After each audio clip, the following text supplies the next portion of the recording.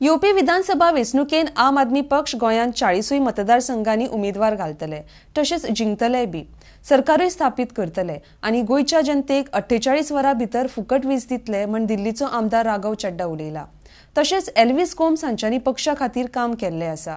ताच्या वावरा खातीर हांव ताका रेस्पेद दिता, पूण ए टीम बी टीम करून जे कोण आरोप करता ते बेबुनियाद आसा म्हण चड्डा हांच्यांनी मुखार म्हळां।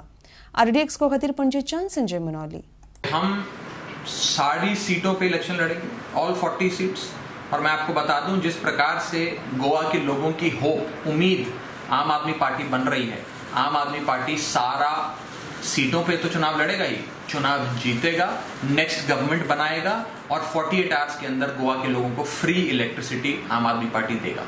कभी बीजेपी हमें कहती है हम कांग्रेस की बी टीम है, कभी कांग्रेस हमें कहती है हम बीजेपी की बी टीम है। मैं तो कहता हूं दोनों बीजेपी और कांग्रेस एक दिन बैठ के ये फैसला कर लें कि हम किसकी बी टीम है, हमें भी पता लग जाए।